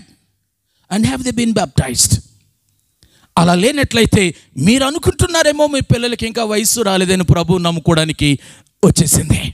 అమ్మా అని పిలవడానికి వయసు వచ్చినప్పుడు, నాన్న అని పిలవడానికి వయసు వచ్చినప్పుడు, స్కూల్కి కాలేజీకి వెళ్ళి చదువుకోవడానికి వయసు వచ్చినప్పుడు, వారికి మొబైల్స్ ఆపరేట్ చేసే వయసు వచ్చినప్పుడు, బైక్స్ ఆపరేట్ చేయడానికి వయసు వస్తున్నప్పుడు రక్షణకు వయస్సు రాలేదని చాలామంది పాస్టర్లు, పాస్టరముల కొడుకులు కూతుళ్ళు, చాలామంది సంఘ పెద్దల, స్త్రీల, పురుషుల కొడుకులు కూతుళ్ళు గురించి వాళ్ళు అనుకుంటారు. My brothers and sisters, I'm telling you, మీ కొడుకులు కూతుళ్ళకు 14 years ఈచ్ వచ్చిందా? మీ ఆడపిల్లలు మెచ్యూర్ అయ్యారా? వారు ప్రభువును నమ్ముకోవడానికి కూడా వయసు వచ్చింది అన్న విషయాన్ని మీరు ఎరగాలి. ఎందుకంటే సాల్వేషన్ మ్యాటర్స్. Salvation matters. ఈ భూమి మీద ఒక వ్యక్తికి ఏది అత్యంత కీలకమైన విషయం అని మీరు నన్ను ఎన్నిసార్లైనా ప్రశ్నించండి, ఈ వాక్యపు వెలుగులో నేను చెప్పేది ఒకటే, సాల్వేషన్. రక్షణ పొందిన తరువాత అననుకూల పరిస్థితుల్లో అకస్మాత్తుగా ఎవరైనా ఏమైనా అయిపోనివ్వండి, తొందర ఏం లేదు. ఒకవేళ దేవుని చిత్తమై యంగ్ ఏజ్లోనే ఎవరినైనా తీసుకుంటే లెట్ హిమ్. కానీ నేను అడిగే ప్రశ్న, ఏమండి వారు మనసు పొందారా? బాప్తిస్మం తీసుకున్నారా? భక్తి చేయడం స్టార్ట్ చేశారా? అవన్నీ స్టార్ట్ అయ్యండి. పోన్లేండి, మరణం మన చేతిలో లేదు, కానీ భక్తి మన చేతిలో ఉంది. మరణం మన చేతిలో లేదు, భక్తి అయితే మన చేతిలోనే ఉంది. అందుకని నేను నొక్కి నొక్కి పదే ఈ మాట మరలా చెప్తున్నాను. ప్రియులారా, జాన్ న్యూటన్ అనే ఒక వ్యక్తి, జాన్ న్యూటన్, అతడు ఒకప్పుడు ఈ బానిసలను రవాణా చేసే ఓడ నడిపే నావికుడు. కట్ చేస్తే మారు మనసు పొందాడు. ఇప్పుడు మనం మాట్లాడుకుంటున్న రక్షణ పొందాడు. అతడు ఇంగ్లాండ్లో ప్రెస్బిటర్ చర్చిలో 20 సంవత్సరాలు ఒక పాస్టరుగా పనిచేశాడు. కట్ చేస్తే చాలా వృద్ధుడయ్యాడు, వ్యాధి వచ్చింది, జ్ఞాపక శక్తి తగ్గిపోతూ ఉంది. డాక్టర్లు అంటున్నారు ఎవరైనా చూడాల్సి వస్తే పిలిచి చూపించండి అని అంటున్నారు. స్నేహితులకు కబుర్లు వెళ్ళాయి, స్నేహితులు వస్తున్నారు. ఒక స్నేహితుడు ఇలా అనుకుని వస్తున్నాడు, నన్ను చూసి గుర్తుపడతాడంటావా జాన్ న్యూటన్ అనుకుంటూ వస్తున్నాడు. చాలా దగ్గరకు వచ్చాడు, కానీ జాన్ న్యూటన్ గుర్తుపట్టడంలే. ముఖంలో ముఖం పెట్టి అడుగుతున్నాడు ఆ స్నేహితుడు, హే జాన్, నేను నన్ను గుర్తుపట్టలేదా అని గట్టిగా అడుగుతూ ఉంటే జాన్ న్యూటన్ గుర్తుకు రావడంలే. అంటాడు, ఐఎమ్ సారీ, నాకేమీ గుర్తుకు రావడం లేదు, నాకు 2 విషయాలు గుర్తుకున్నాయి. అందరూ వింటున్నారు, అబ్బా ఏంటట ఆ 2 విషయాలు అన్నట్టు చాలా సీరియస్గా మాట్లాడతాడు. ఇంకొద్దిసేపట్లో, బహుశా కొన్ని రోజుల్లో చనిపోబోతున్న వ్యక్తి అంటున్న మాటలు ఏంటంటే, నాకు 2 విషయాలు గుర్తున్నాయి. ఒకటి, నేను ఒక గొప్ప పాపిని అన్న విషయం గుర్తుంది. 2, నాకు ఒక గొప్ప రక్షకుడు యేసు ఉన్నాడు అని గుర్తుంది. ఇక అంతకు మించి నాకేమీ గుర్తులేదు. ఏం మాట అండి అది? ఏం మాట అది? ఎందుకు అవి మాత్రమే గుర్తున్నాయి జాన్ న్యూటన్ కంటే? Because salvation matters. ప్రియులారా, తన సొంత భార్య జాన్ న్యూటన్ ముందుకు వచ్చినప్పుడు గుర్తుపట్టలేకపోవచ్చు కాక, డజంట్ మ్యాటర్. తన కొడుకులు కూతుళ్ళు నేను డాడీ అంటూ జాన్ న్యూటన్ ముందుకు వస్తే జాన్ న్యూటన్ గుర్తుపట్టకపోయినా ఇట్ డజంట్ మ్యాటర్. బాధగా ఉంటుంది, బట్ ఇట్స్ ఓకే. ఇవి గుర్తుపెట్టుకొని ఇవి గుర్తుపెట్టుకోలేకపోవడం వల్ల నష్టమేం లేదు. కానీ తాను చచ్చిపోయే చివరి క్షణాల్లో ఏది గుర్తు పెట్టుకోవాల్సి ఉందో అదే గుర్తు పెట్టుకున్నాడు. అదేంటంటే, నేను ఒక పాపిని అని నాకు గుర్తుంది, నాకు ఒక రక్షకుడు ఉన్నాడు అని కూడా గుర్తుంది. ఈ అంతకు మించి ఏది గుర్తు పెట్టుకో పని ఉందని నేను అనుకోవడం లేదు అని అంటాడు జాన్ న్యూటన్. ప్రియమైన దేవుని బిడ్డలారా, ఎవరి జాన్ న్యూటన్? మీలో ఎవరైనా amazing grace, how sweet the sound that saved a wreck like మీ అన్న ఇంగ్లీష్లో దేవుని కృప గురించి అద్భుతంగా పాట రాసి ప్రపంచవ్యాప్తంగా ఇవాళ ఆ పాటను పాడని సంఘాలు లేవు అన్న రీతిలో అద్భుతమైన దేవుని కృప గురించి పాట రాసిన వ్యక్తి జాన్ న్యూటన్. నేను ఒక పాపినని గుర్తుంది, నాకు ఒక రక్షకుడు ఉన్నాడని గుర్తుంది, ఈ అంతకు మించి నాకేం గుర్తులేదు. మై బ్రదర్స్ అండ్ సిస్టర్స్, పరిశుద్ధాత్మ దేవుడు పౌలు ద్వారా తిమోతికి ఈ 25వ సంవత్సరములో ఉన్న మనకు భక్తి చెయ్యు అని చెప్తున్నాడు. ఆ భక్తి చేసే భక్తిలో ఏముండాలి అని అంటే రక్షణ అనేది చాలా కీలకము, అది ఉండాలి. రక్షణ లేకపోతే మనం భక్తిని ఇంకా స్టార్ట్ చేయలేదు అన్న విషయాన్ని జ్ఞాపకం చేస్తున్నాను. రెండవది సహవాసం. ఇదే పౌలు మీరు పేజీలు తీతు, ఫిలెమోను, హెబ్రీకి తిరిగేస్తే 10వ అధ్యాయములో 24వ వచనంలో చెప్తాడు. 10:24 నేనే చదువుతాను, మీరు గమనించండి మీ బైబిళ్లలో. హెబ్రీలకు రాసిన పత్రిక 10:24. కొందరు మానుకొనుచున్నట్టు సమాజముగా కూడుకొనుట మానక. సమాజముగా కూడుకొనుట మానక అంటే అర్థం ఏంటమ్మా? సమాజం అంటే ఫెలోషిప్. ఇప్పుడు మనం కూడుకున్నది ఏంటో తెలుసా? సమాజం, సభ, సమావేశం. ప్రభువుకు చెందిన వారంగా సమాజంగా కూడుకున్నాం అంటాడు పరిశుద్ధాత్మ దేవుడు పౌలు ద్వారా. ఆనాటి హెబ్రీలకు ఈనాటి హోలీ చర్చ్కి చెప్తున్న మాట ఏంటంటే సమాజముగా కూడుకొనుట మానకు. అక్కడ మీరు ఇంగ్లీష్లో చదివితే ఆ వ్యాకరణము ఏ భాషా వ్యాకరణములో ఉంది అని అంటే it is in an imperative mood, అనగా కమాండ్ మూడ్. అంటే అర్థమేంటో తెలుసా? ఇది ఆజ్ఞ, ఇట్స్ అ కమాండ్. ఏమని? సమాజముగా అనగా సహవాసముగా కూడుకొనుట మానకు. It's a command. ప్రియులారా, పరిశుద్ధ గ్రంథములో ఎక్కడెక్కడైతే ఆజ్ఞ రూపేణ ఇది చెయ్యు అనుందో చేసి తీరాలి, ఇది చెయ్యొద్దు అని అంటే చేయకుండా ఉండాలి. ఇక్కడ అలాంటిది చేయకుండా మానొద్దు అని ఒక మాట ఉంది. ఏంటంటే మీరు సహవాసముగా కూడుకొనుట మానొద్దు, మానకండి. ప్రియమైన దేవుని బిడ్డలారా, do you know the importance of fellowship? ఎవరికి సహవాస ప్రాధాన్యత అర్థమవుతుంది అని అంటే ఎవరైతే రక్షణ ప్రాముఖ్యతను ఎరిగి ఉంటారో వారు మాత్రమే సహవాస ప్రాధాన్యతను ఎరిగి ఉంటారు. నువ్వు రక్షణ ప్రాముఖ్యతను ఎరిగి ఉండకపోతే నువ్వు ఇక్కడికి వచ్చి కూర్చున్నా నువ్వు సహవాసములో లేవు. మరి ఎక్కడున్నానండి నేను? ఈ షెల్టర్ కింద ఉన్నావంతే.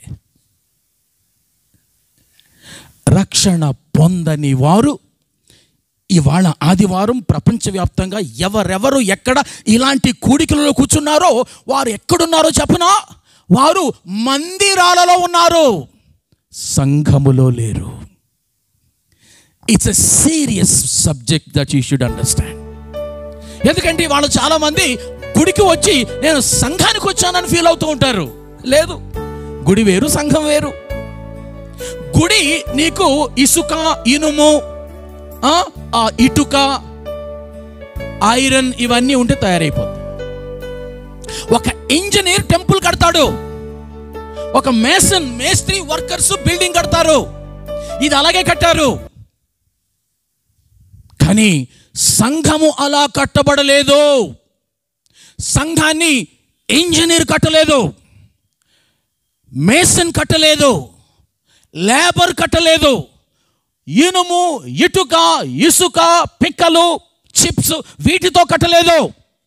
సంఘం గురించి స్వయానా ప్రభు అన్న మాట ఏంటంటే I will build my church అన్నాడు ఆయన మత్తయి సువార్తలో.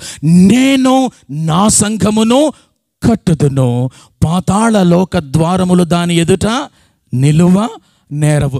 నేను అంటాడు ఆయన. I will build my church. అప్పటికింకా ఈ పెంతెకోస్తున్నాడు సంఘం ప్రారంభం కాకముందు పలికిన మాటదే. ఇప్పుడు ఆయన అదే మాట మాట్లాడమంటే అంటాడు ఐ బిల్ట్ మై చర్చ్ అంటాడు ఆయన. నేను నా సంఘాన్ని కట్టాను అంటాడు, కట్టబోతున్నాను అన్నాడు. ఇప్పుడు మాట్లాడితే కట్టాను, నేను నా సంఘాన్ని కట్టాను అంటాడు ఆయన. కాబట్టి ప్రియులారా, మందిరాన్ని ఇంజనీరు, మేస్త్రీలు కడతారు, సంఘాన్ని ప్రభు మాత్రమే కట్టాడు. దేనితో కట్టాడు అంటే అమూల్యమైన గొర్రెపిల్ల వంటి తన రక్తమును కార్చి దానిని వెలగా పెట్టి పెట్టుబడిగా పెట్టి కొన్నాడు.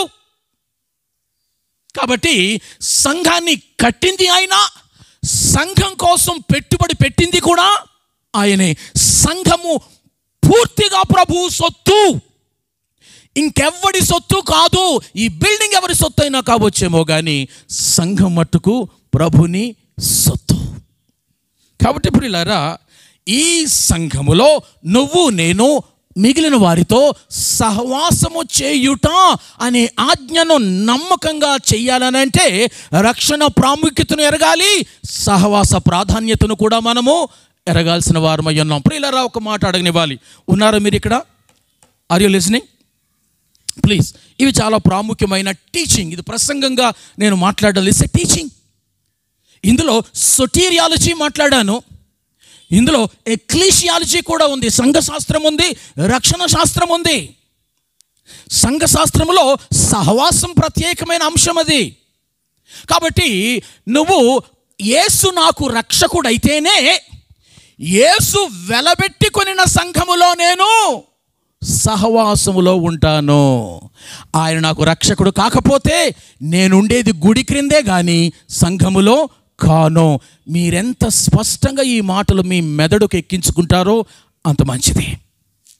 అందుకే చాలాసార్లు అనిపిస్తూ ఉంటుంది, ఇప్పుడున్న ప్రపంచ సంఘాలు ఇవాళ ఆదివారం కూడుకుంటే ఇప్పటికిప్పుడే ప్రభు వచ్చేస్తే మధ్యాకాశానికి.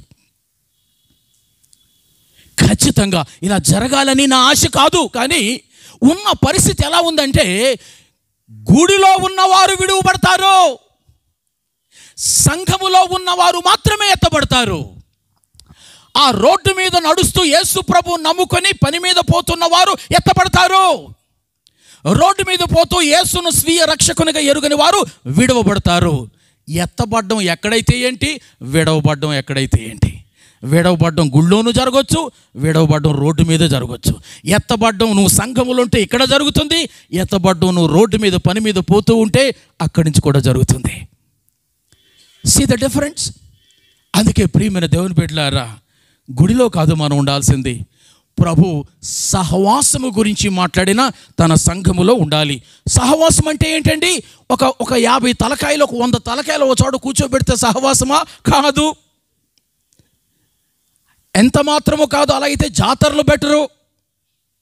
ఎందుకంటే జాతరలో చాలా తలకాయలు ఉంటే, ఎక్కువ తలకాయలు ఉంటే ఒక చోట చేరతాయి. మరి ఏంటి అని అంటే సహవాసములో ఏం జరగాలి ఇక్కడే ఉంది. 25వ వచనంలో నేను 4 మాటలు పైకెత్తి చూపుతాను, అందులో ఉన్నాయో లేదో మీరు చూడండి. అందులో ఒక మాట 2 సార్లు వచ్చింది. ఒకనికొకడు అన్న మాట ఉందా? హెబ్రీ 10, 24, 25 ఒకనికొకడు అన్న మాట 2 సార్లు వచ్చింది. రైట్. ఏం చేసుకోవాలట ఒకనికొకడు అంటే? చూడండి, హెచ్చరించుకోవాలి, ప్రేమ చూపుకోవాలి, సత్కార్యములు చేయాలి, పురికొల్పుకోవాలి. సంఘమా, హోలీ చర్చ్ మినిస్ట్రీలో ఉన్న సంఘమా, ఈ 4 విషయాలు మనం మర్చిపోవద్దాం. ఈ ఆదివారము లేదా శుక్రవారము లేదా సాయంత్రము ఎప్పుడైతే సంఘ సహవాసంగా కూడుకుంటామో అప్పుడు ఆ సహవాసములో ఈ 4 ఉండాలా. ఏంటి? పరస్పర హెచ్చరిక, పరస్పర ప్రేమ, పరస్పర సత్క్రియ, పరస్పర పురికొల్పు. వీటి గురించి నేను వివరించడానికి నాకు సమయం లేదు. తెలుగులో ఉన్న స్పష్టమైన పదాలే. పరస్పర అన్న మాటకు అర్థం చెప్తున్నాను వినండి, ఒకనికొకడు అన్న మాటకు అర్థం చెప్తున్నాను.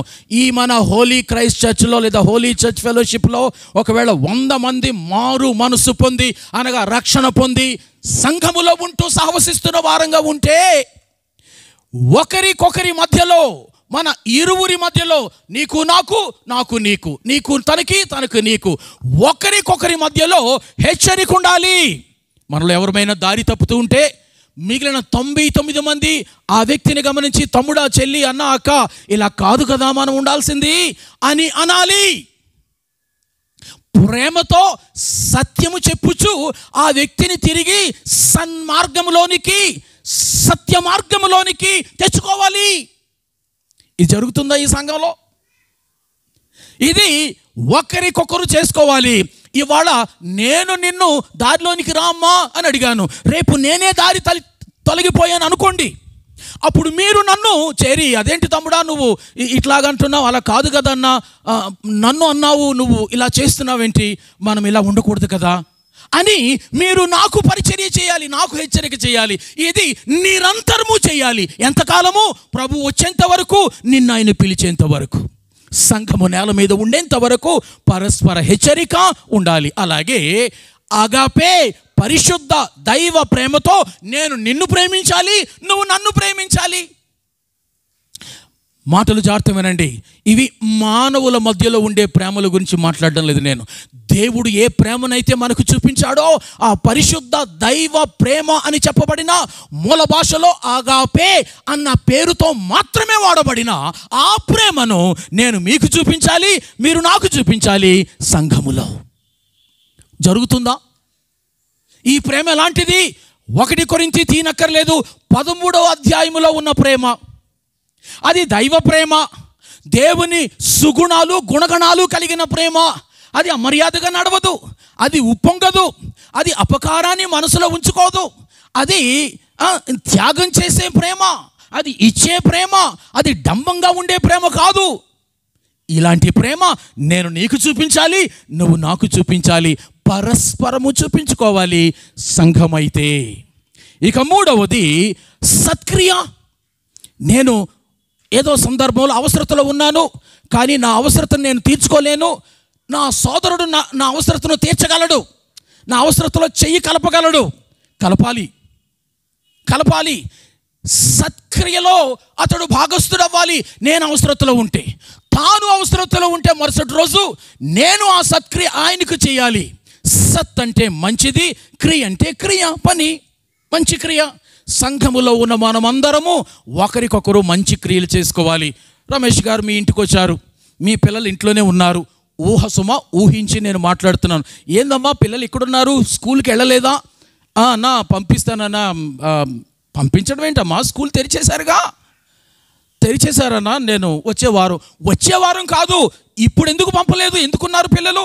అదేం లేదన్నా, కొంత ఫీజు కట్టడానికి 2వ పాపకి ఆలోచన చేస్తున్నాను, వచ్చే వారంలో ఫీజు వస్తుంది, అప్పుడు ఇద్దరిని జాయిన్ చేస్తాం అన్నారు అనుకోండి. అప్పుడు పాస్టర్ గారు లేదా పెద్దలు ఎవరైనా, అదేంటమ్మా దానికోసం నువ్వు పిల్లల్ని ఆపేస్తావా?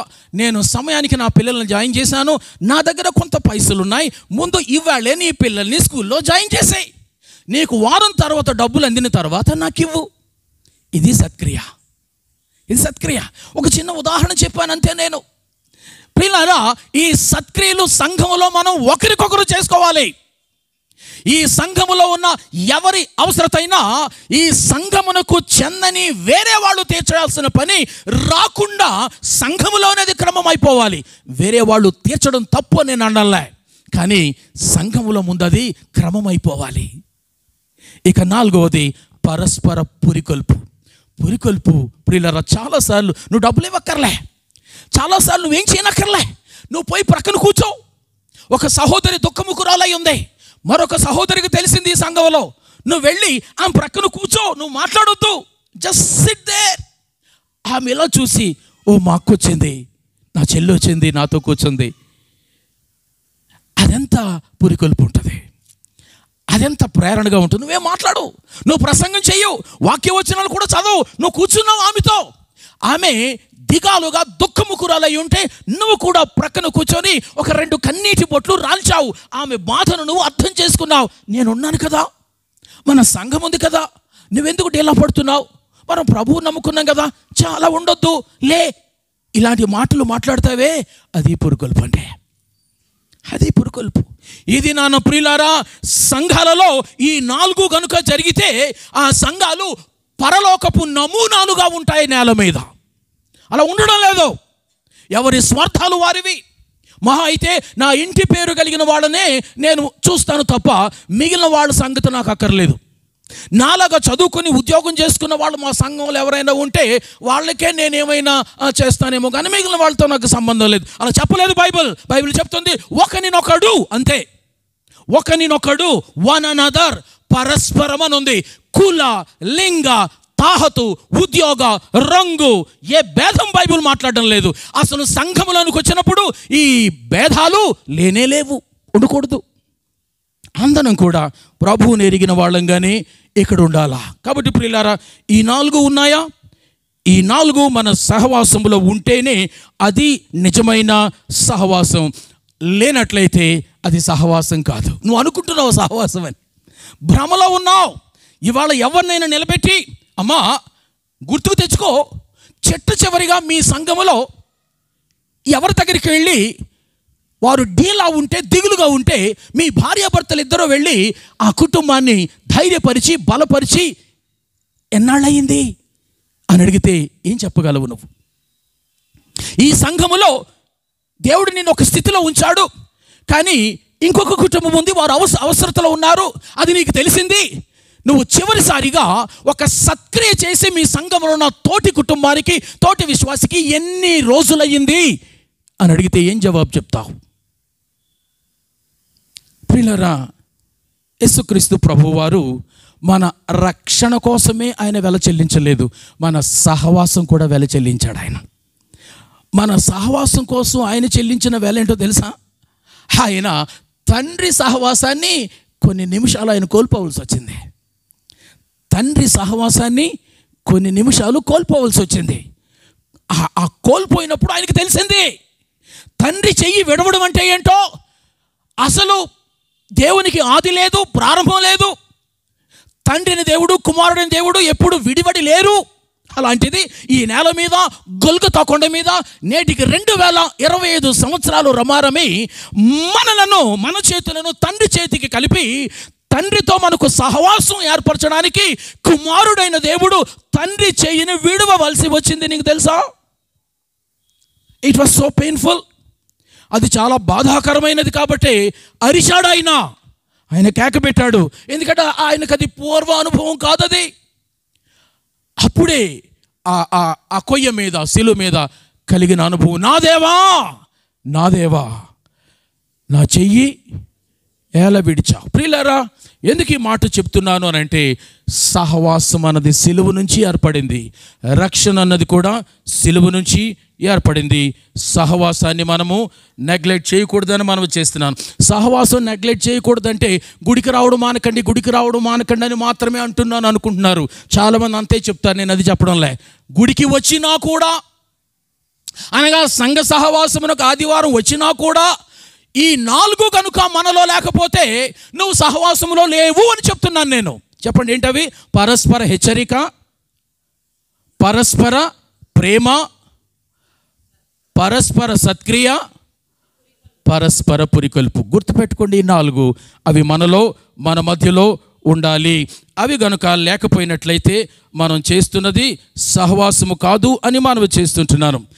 2, మూడవది ఇంకేమున్నాయండి భక్తిలో అని అంటే, భక్తిలో ఎప్పుడైతే నువ్వు రక్షించబడ్డావో, సంఘములో ఉన్నావో, సంఘములో ఉంటూ సంఘ సహవాసములో ఉన్నావో, సంఘ సహవాసములో ఉంటూ ఈ 4 సాధన చేస్తున్నావో, అట్టి నీ నుండి మరొక ఎక్స్పెక్టేషన్ ఉంది భక్తిలో. అదేంటంటే, you must bear the fruit of the spirit. ఆత్మ ఫలమును ఫలించాలి, ఆత్మ ఫలమును ఫలించాలి. ప్రియులారా, ఇదే పౌలు గలతీ సంఘానికి రాసి ఈ మాటలు స్పష్టంగా చెప్తాడు. మనకు తెలుసు, చాలామందికి ఇది కంటత కూడా వచ్చి ఉంటుంది. అయితే ఆత్మఫలమేమనగా ప్రేమ, సంతోషము, సమాధానము, దీర్ఘశాంతము, దయాళుత్వము, మంచితనము, విశ్వాసము, సాత్వికము, ఆశా నిగ్రహము. ఈ మాటల్లో తిమోతికి రాస్తూ ఈ 9 తొనల ఆత్మఫలములో కొన్నింటిని ప్రస్తావిస్తాడు.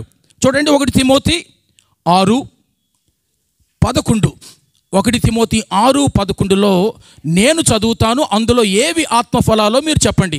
నీతిని, భక్తిని, విశ్వాసమును, ప్రేమను, ఓర్పును, సాత్వికమును ఓ తిమోతి, ఓ హోలీ చర్చ్ విశ్వాసులారా, సంపాదించుకొనుటకు ప్రయాసపడుము.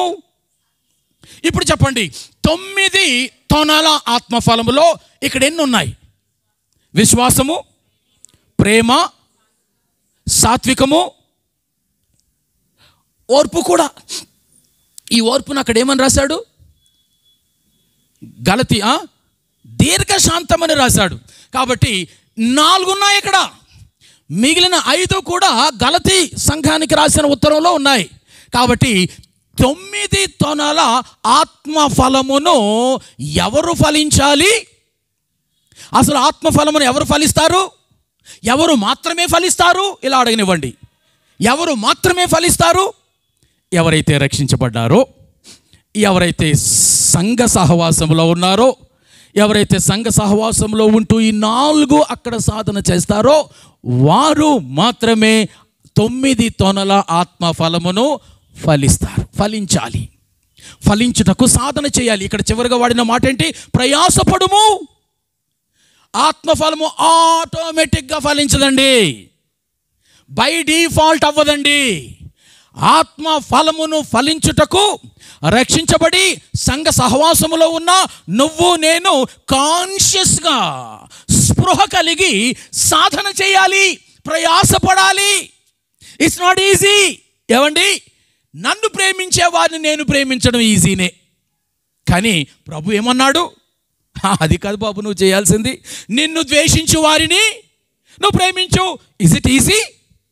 కాదే, కానీ తప్పదు.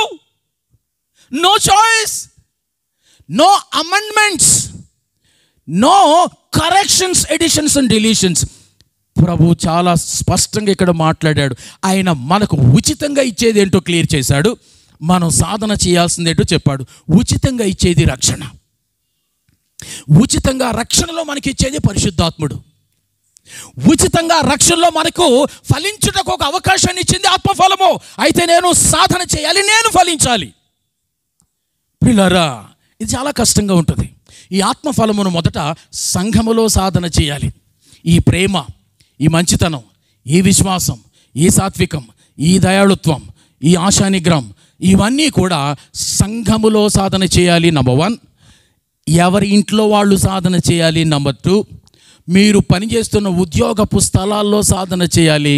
నంబర్ 3, ఆత్మఫలము సాధన చేయడానికి ప్రత్యేకమైన స్థలము, ఇక్కడే చేయాలి, ఇక్కడ చేయకూడదు అన్నది ఏది లేదు.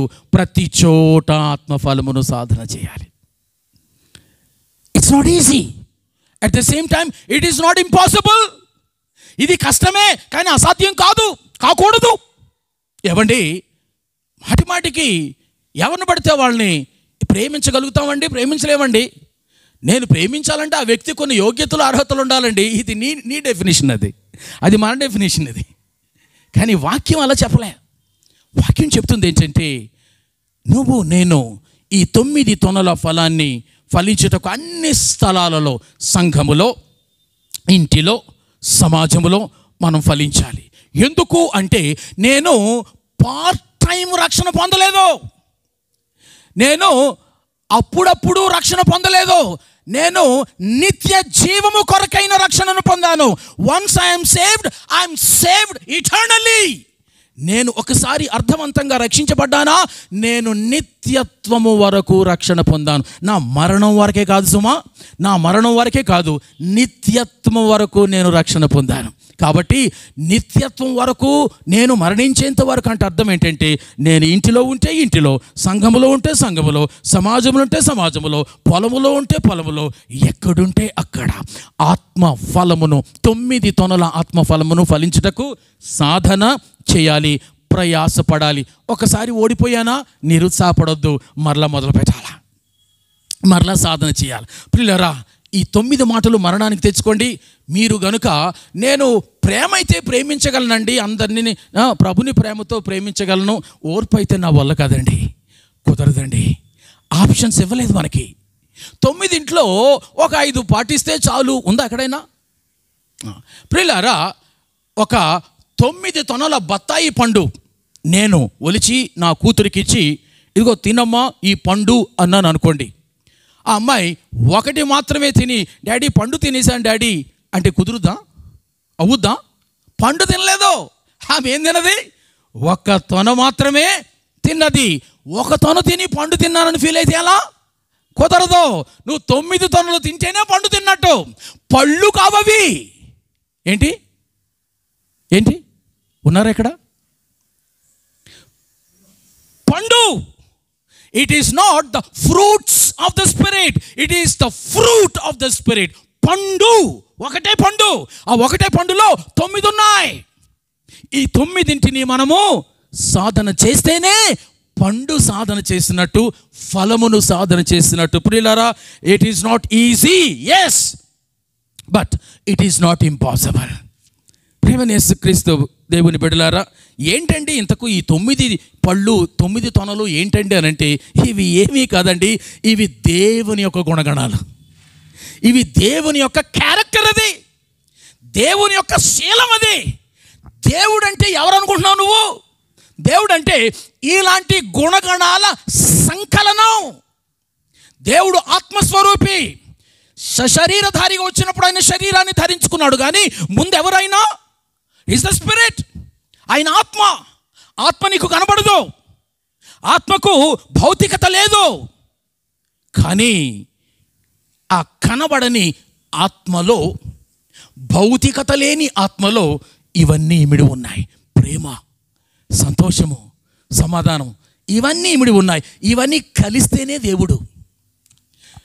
ఈ లక్షణాల్లో ప్రేమ తీసేసి అప్పుడు దేవుణ్ణి ఊహించగలవా నువ్వు? ఈ లక్షణాల్లో దీర్ఘశాంతం తీసేసి అప్పుడు దేవుణ్ణి ఊహించగలవా? నో. ఇవన్నీ కలిస్తేనే దేవుడు. కాబట్టి ఈ లక్షణాలు మనం సాధన చేస్తే మనం యాక్చువల్గా ఏం సాధన చేస్తున్నామో తెలుసా? మనము దేవుని క్యారెక్టర్ని సాధన చేస్తున్నాం. దేవునిలాగా ఉండడానికి సాధన. ఆయనకులాగా ప్రేమ, ఆయనకులాగా దీర్ఘశాంతం, ఆయనకులాగా మంచితనం, ఆయనకులాగా దయాళుత్వం, ఆయనకులాగా ఆశా నిగ్రహం, ఇవి సాధన చేస్తున్నామన్నమాట. కాబట్టి ప్రియులారా, ఈ ఆత్మఫలం అన్నది ఆప్షనల్ కాదు, it is a mandate, it is an imperative for every believer. రక్షించబడిన సహవాసములో ఉంటున్న ప్రతి వ్యక్తి విధిగా ప్రయాసపడి సాధన చేయాల్సిన ఆత్మఫలము ఇది అన్ని. ప్రియులారా, వెనకటికి చరిత్రలో జరిగిన ఒక సంఘటన జ్ఞాపకం చేస్తాను. అది జర్మనీ దేశం. చరిత్రలో వెనకటికి జర్మనీ రాజధాని బెర్లిన్ అది 2గా చీలిపోయింది. వారు మధ్యలో గోడ కట్టేసుకున్నారు, లావంటు గోడ. ఈస్ట్ జర్మనీ, వెస్ట్ జర్మనీ, వీళ్ళకి పడదు. ఒకప్పుడు కలిసే ఉండేవారు, గొడవలు వచ్చాయి, వారు విడిపోవాలనుకున్నారు, మాట్లాడకూడదు అనుకున్నారు, గోడ కట్టేసుకున్నారు.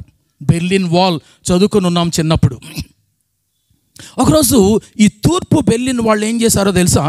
వాళ్ళ లారీలలో, ట్రక్కులలో పెండ అంటారు తెలంగాణలో, చెత్త, పెంట, దుర్వాసన, మన ఇంట్లో అక్కర్లేనిది, వేస్ట్, అదంతా లారీల్లో నింపారు. నింపి ఈ గోడకు మధ్యలో ఒక ప్రధాన ద్వారం పెట్టుకున్నారు, కానీ పెద్దగా ఎప్పుడు తీరు. చిమ్మ చీకటి వేళ, బహుశా అమావాస్య రాత్రి చీకటి వేళల్లో తలుపు తెరిచి వెళ్ళి ఈ వెస్ట్ బెర్లిన్ వాళ్ళ వైపు ఆ మైదానాల్లో జల్లేశారు. ఈ పెంట దుర్వాసన వస్తుంది.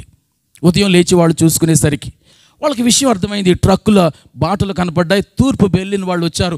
అంతకుమించి ఏం చేస్తారే, ఎందుకంటే మాకు వారికి పడదు కాబట్టి వారు మాకు ఇలా చేశారని వారు అర్థం చేసుకున్నారు. వీళ్ళు కూడా డిసైడ్ అయ్యారు, మేము కూడా తక్కువ తిన్నామా, మాకు ట్రక్కులు లేవా, మాకు ఇంట్లో పెంట ఉండదా, మాకు అంతకు మించిన దుర్వాసనతో కూడిన పెంట ఉండదు మా దగ్గర అనుకున్నారా? అనుకొని వారు రానే వచ్చింది. రైట్, నేను ముగించిపోతున్నాను వినండి. ఆ రోజు రానే వచ్చింది. ఏం చేశారు అని అంటే, వాళ్ళు ట్రక్కుల్లో, చాలా ఎక్కువ ట్రక్కుల్లో నింపారు, చాలా ఎక్కువ ట్రంపులు, వారికంటే ఎక్కువ ట్రక్కుల్లో నింపి వాళ్ళు చిమ్మ చీకటి వేళ మర్చిపోయారు అందరూ ఆ విషయం. అనుకున్నప్పుడు ఆ ప్రధాన ద్వారం గుండా తూర్పు బెర్లిన్ వాసుల వైపుకి వచ్చి వీళ్ళకులాగా చిమ్మెయలేదు చిందరవందరగా, కానీ ఒక స్టేజీ పేర్చినట్లు పేర్చి పెట్టి ముందు ఒక బ్యానర్ రాసి కాముగా వచ్చేసారు. తెల్లారింది. తూర్పు బెర్లిన్ వాసులు లేచి చూసుకున్నారు. అదేంటి మన మైదానాల్లో ఏదో కనిపిస్తుందని అనుకున్నారు. అందరూ వచ్చేసారు. వచ్చేసి ఎవరి మట్టుకు వాళ్ళు దొరికినవి తీసుకోవడానికి ట్రై చేస్తున్నారు. ఇంతకు వీళ్ళు తెచ్చింది పెంట కాదు, వీళ్ళు తెచ్చింది ఏంటంటే పనికొచ్చే ప్రతి పనిముట్టు తీసుకొచ్చారు. అప్పుడే పుట్టిన బేబీకి పాలు కావాలి కదా, డైపర్లు కావాలి కదా, కిచెన్ సామాను, వృద్ధులు, పెద్దలు, స్త్రీలు, ఇంటికి ఏవేవి ఉపయోగపడతాయో అవన్నీ కూడా లారీల మీద తీసుకొచ్చి ఒక స్టేజీ లాగా పేర్చి ఒక బ్యానర్ మట్టుకు ఆ ముందు అలా కట్టి వెళ్ళిపోయారు. వీళ్ళు వచ్చి ఎవరు తెచ్చారు, ఎక్కడి నుంచి తెచ్చారు, ఎందుకు తెచ్చారు, ఈ ఆలోచనలు ఏమీ లేవు. అక్కడ వాళ్ళకి అన్నీ కనిపిస్తున్నాయి, రొట్లు, గుడ్లు, పాలు, అన్ని పనిముట్లు, అవన్నీ తీసుకోవడానికి ట్రై చేస్తుండే ఒక పెద్ద ఆగండి అని గట్టిగా అరిచాడు. అందరూ ముందుకెళ్ళే వాళ్ళు ఆగారు. అక్కడేముందో చూడండి అన్నాడు ఆ పెద్ద ఆయన. ఆ జర్మనీ భాషలో, అందరితో ఒకటే భాష కదా వాళ్ళది, జర్మనీ భాషలో ఒక మాట ఏకవాక్యం రాస్తుంది అక్కడ. అదేంటంటే, ఎవరి దగ్గర ఏది ఉంటే అది ఇస్తారు, ఎవరి దగ్గర ఏముంటే అది ఇస్తారు, అంతే. ఒకే ఒక మాట. అది పెద్ద ఆయన కాబట్టి తొందరగా వెలిగింది, మిగిలిన వాళ్ళకి వెలగలేదు. అక్కడ ఏముంటే మాకెందుకు, గుడ్లు కనిపిస్తున్నాయి, రొట్లు కనిపిస్తున్నాయి, స్వీట్లు కనిపిస్తున్నాయి, ఎత్తుకుపోదాం అనుకున్నారే తప్ప ఇది ఎవరు తెచ్చారు, ఎందుకు తెచ్చారు, మనం ఏం చేస్తే దానికి ప్రతిఫలంగా తెచ్చారు, అప్పుడు ఆలోచన చేశారు వాళ్ళకి. ఆహా, వెస్ట్ జర్మనీ వాళ్ళు దీన్ని బెర్లిన్ వాళ్ళు తీసుకొచ్చి ఇచ్చారన్నమాట. మనమేం చేసాం, కొన్ని నెలల క్రితం పెంట ఇచ్చాం వాళ్ళకి. ఏమిచ్చాం? పెంట. వాళ్ళు ఏమిచ్చారు? ఉపయోగపడే పనిముట్లు, ఆహార పదార్థాలు ఇచ్చారు. ఒక వాక్యం రాసిపోయారు, ఎవరి దగ్గర ఏది ఉంటే అది ఇస్తారు. మీ దగ్గర పెంట ఉంది కాబట్టి మాకు పెంట ఇచ్చారు, మా దగ్గర మీకు ఇవ్వడానికి ఇవన్నీ ఉన్నాయి కాబట్టి ఇవి ఇస్తున్నాం. ప్రియులారా, వాళ్ళు సిగ్గుపడిపోయారు. ఎవరు ముందుకెళ్ళి వాటిని తీసుకోవడానికి రెడీగా లేరు. బహుశా అక్కడ ఒక అమ్ముండి ఉండాలి, అమ్మ 5 కేజీలు పెంట వేసి ఉంటుంది అందులో ఖచ్చితంగా. కోపం, పగ, ద్వేషం, ఇవన్నీ. అందుకని ఎవరు ఎక్కువ పెంట వేశారో వాళ్ళు చాలా సిగ్గుపోయారు, అడుగులు వెనక్కిపోతున్నారు. వాళ్ళకు మనసు ఒప్పుకోలేదు. నేను పెంటిస్తే వాళ్ళు నాకు తిరిగి ఈ పనిముట్లు, తినేవి, ఆ ఇంటి వంట సామాన్లు ఇస్తే నేను ఎలా తీసుకోగలను, నాకు మనస్సు రావడం లేదు. సిగ్గుపడిపోయారు వాళ్ళంతా. కట్ చేస్తే వాళ్ళ మధ్యలో ఆ గోడ కూల్చేసుకున్నారు వాళ్ళు. ప్రియులారా, వాట్ హ్యాపెండ్? ఏం జరిగింది అక్కడ? తూర్పు బెర్లిన్ వాసులు పెంట ఇస్తే పశ్చిమ బెర్లిన్ వాసులు ఇవన్నీ ఇవ్వడానికి ప్రాథమిక కారణం ఏమై ఉంటుంది? నేను అనుకుంటాను, కనీసం అందులో యేసు ప్రభువు నమ్ముకున్న వాళ్ళు, రక్షణ పొందిన వాళ్ళు, సహవాసములు ఎదుగుతున్న వాళ్ళు. మూడవది, ఆత్మఫలమును ఫలించే వాళ్ళు ఖచ్చితంగా ఉండి ఉంటారు. ప్రియులారా, చెప్పండి, మంచితనం లేకపోతే వాళ్ళు అలా చేస్తారా? వెస్ట్ జర్మనీ వాళ్ళు మంచి వాళ్ళు కాకపోతే చెడుకు మంచిస్తారా? మంచితనం ఉంది అక్కడ, ఆత్మఫలం మంచిది. తర్వాత ప్రేమ లేకపోతే కంటికి కన్ను, పంటికి పన్ను లాగుంటుంది. కానీ కంటికి కన్ను, పంటికి పన్ను ఇవ్వలేదు వీళ్ళు. చెత్తకు వీళ్ళు పనికొచ్చే సామాన్లు, ఆహార పదార్థాలు ఇచ్చారు. ఇది మామూలు ప్రేమ కాదు, ఇది దైవ ప్రేమ. అలాగే ఓర్పు. ఇలా ఆత్మ ఫలములో ఉన్న కొన్ని మంచి లక్షణాలు వెస్ట్ బెర్లిన్ వాళ్ళు ఆ రోజు సాధన చేస్తే, వాళ్ళు పెంటిస్తే తూర్పు బెర్లిన్ వాసులు వీళ్ళు ఆత్మ ఫలాన్ని క్రియలలో చూపించారు. ఇది ఈజీ కాదది. ఏమండి, ఈజీనా? సులభమా? కాదది. అందుకే నేను చెప్పాను, ఆత్మఫలము సాధన చేస్తేనే కానీ రాదు. వీళ్ళు చేశారు కాబట్టి వారిద్దరి మధ్యలో వైరం తొలగిపోయింది. వారిద్దరి మధ్యలో వారు కట్టుకున్న గోడ కూల్చేసుకున్నారు. వారు ఏక జర్మనీ అయిపోయారు, ఏక బెర్లిన్ వాసులు అయిపోయారు. మీరు గూగుల్ చూసుకొని వెనకడికి బెర్లిన్ వాళ్ళను కొట్టండి, అది ఒకప్పుడు కట్టుకున్నారు వాళ్ళు, ఇప్పుడు లేదది. ప్రియమైన దేవుని బిడ్డలారా, ఇది సంఘములో మనం సాధన చేయాలి, ఇది మనము ఇంటిలో సాధన చేయాలి, ఇది మనము సమాజంలో సాధన చేయాలి. ఈ 3 విషయాలతో నన్ను ఇక్కడ ఆపనివ్వండి. చాలా విషయాలు అపోస్తలుడైన పౌలు తిమోతికి రాశాడు. వీలైతే మనం తర్వాత మాట్లాడుకుందాం, కానీ ఇప్పటికీ ఈ విషయాలతో నేను ఆపుతున్నాను. చెప్పండి ప్రియమైన దేవుని బిడ్డలారా, మన భక్తి సంతుష్టి సహిత దైవ భక్తిగా ఉండాలనంటే, సంపూర్ణ మాన్యత కలిగిన భక్తిగా ఉండాలనంటే, దేవుడు మెచ్చే భక్తిగా ఉండాలి అనంటే, మనము దేవునికి మాత్రమే అత్యధికమైన గౌరవాన్ని ఇవ్వాలి, ఆయనకు మాత్రమే అధికమైన భయాన్ని చూపించాలి. భక్తి మనం మనుషులకు చేయము, భక్తి దేవునికి మాత్రమే చేస్తాం. ఈ లోకంలో చెడిపోయిన ఒక పరిస్థితి ఏంటంటే, ఈ భక్తి దేవునికి మాత్రమే చేయవలసిన భక్తిని మనుషులకు చేస్తున్నాము. సంఘాల్లో కూడా అంతే. కొన్ని సంఘాలలో పాస్టర్ ఆక్రమిస్తాడు ఆ దేవుడి స్థానాన్ని. కొన్ని సంఘాలలో పెద్దలు ఆక్రమిస్తారు దేవుడి స్థానాన్ని. కొన్ని సమాజాలలో మనుషులు, ఆ కాషాయ రంగు మనుషులు, బట్టలు కట్టుకున్న మనుషులు ఆ దేవుని స్థానాన్ని ఆక్రమిస్తారు. కొన్ని స్థలాల్లో తల్లిదండ్రులు, ఆ ఇంటిలో తల్లిదండ్రులు వాళ్ళను మొక్కాలా, తల్లిదండ్రులు దేవునితో సమానం. ఇంకొన్ని చోట్లలో పతియే దైవం. ఇవి దరిద్రపు ఫిలాసఫీస్ ఉంటున్న ఈ లోకములో మనము దేవునికి మాత్రమే, మనం నమ్ముకున్న నిజమైన ఏకైక ఈ దేవునికి మాత్రమే అత్యధిక గౌరవాన్ని, అత్యధిక భయాన్ని చూపించే వారముగా మనం ఉండాలి. అంటే భక్తి చేసేవాళ్ళంగా మనం ఉండాలి అని అంటే ఆ భక్తిలో చాలా ఉండాలి. ఆ చాలా ఇంటిలో 3 మాత్రమే జ్ఞాపకం చేసుకున్నాం. రక్షణ లేకపోతే నువ్వు భక్తిని ప్రారంభించలేదు. ఆ రక్షకుడు నీకు స్వానుభవానికి రావాలి. 2, నువ్వు సహవాసము చేయకపోతే ఆ భక్తి నువ్వు వర్ధిల్లలేవు. ఆ సహవాసములో పరస్పర హెచ్చరిక, పరస్పర ప్రేమ, పరస్పర సత్క్రియ, పరస్పర పురికొల్పు ఉండాలి. ఉంటేనే సహవాసం అవుతుంది. ఆ సంఘములో 3వది ఆత్మఫలమును ఫలించాలి. రక్షించబడిన తర్వాత ప్రతి ఒక్కరికి ఇవ్వబడే ప్రథమ బహుమానము కృపా వరములు కాదు, ఆత్మ వరములు కాదు, పరిశుద్ధాత్ముడే మనకు వరంగా ఇవ్వబడతాడు. పరిశుద్ధాత్ముడే వరంగా ఇవ్వబడతాడు. ఆ తర్వాత ఆయన కొన్ని వరాలు మనకిస్తాడు. ఆయనను, ఆయన ఇచ్చిన వరాలను ఉపయోగించుకుంటూ ఆయన కోసం ఫలాలు ఫలించాలి. వరాలు తీసుకోవడమే కుదరదు. పరిశుద్ధాత్ముని పొందుకోవడం మాత్రమే చాలదు. పరిశుద్ధాత్ముడు నాలో ఉన్నాడన్న దానికి రుజువుగా, పరిశుద్ధాత్ముడిచ్చిన కృపావరములు నేను సాధన చేస్తున్న దానికి రుజువుగా నాలో నుంచి బయటకు రావలసినవి ఫలములు.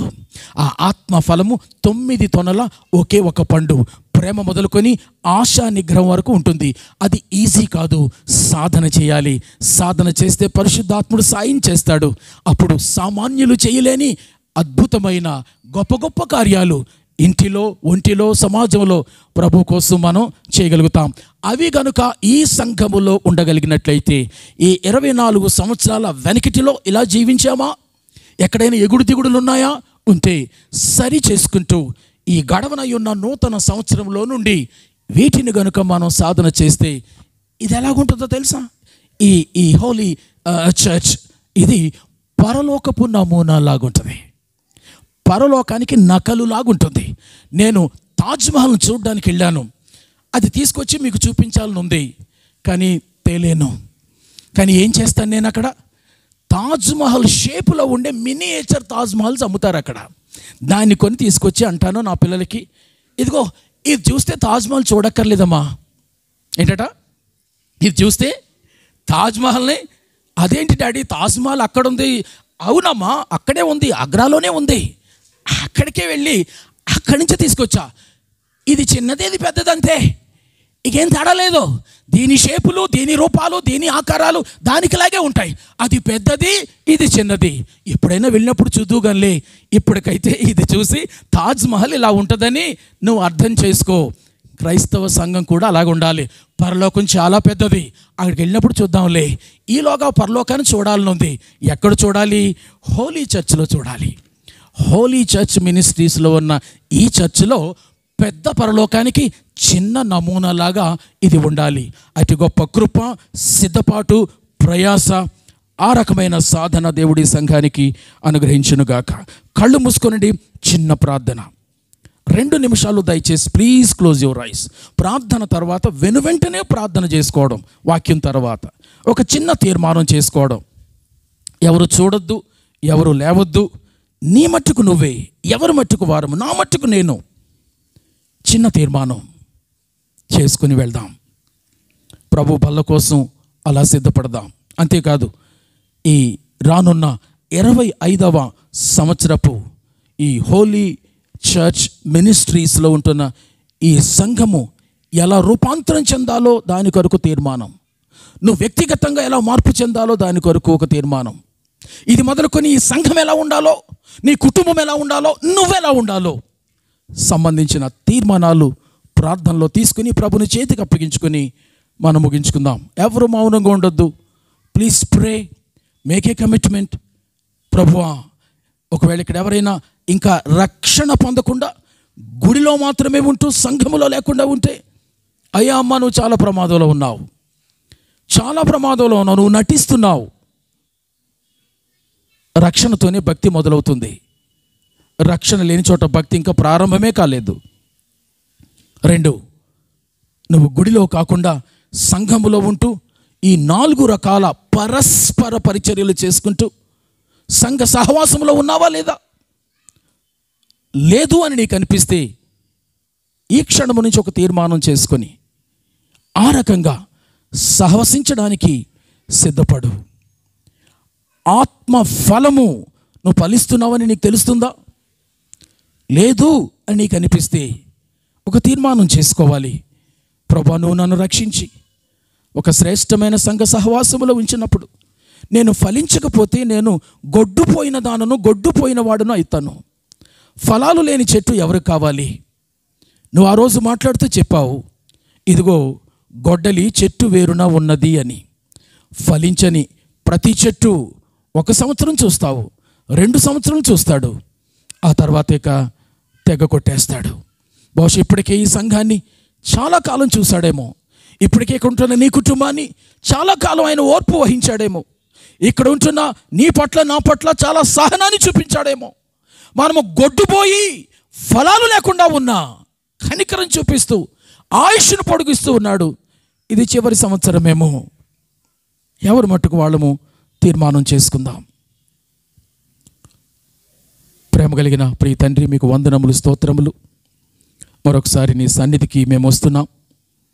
ఈ స్థానిక సంఘ సహవాసములో పరిశుద్ధ ఆదివారపు దినాన్న అపోస్తుడైన పౌలు తిమోతి అను ఒక యవ్వన సేవకునికి, తద్వారా ఆయన సంఘానికి ఆ రాసిన ఉత్తరం క్రీస్తు శకము 2025 6వ తారీఖు జూలై నెలలో ఉంటున్న మా హోలీ చర్చ్ మినిస్ట్రీస్లో ఉన్న స్థానిక సంఘములో ఉన్న మాతోనూ మాట్లాడుతున్నావు. ఇవి మాకు వర్తించే మాటలు.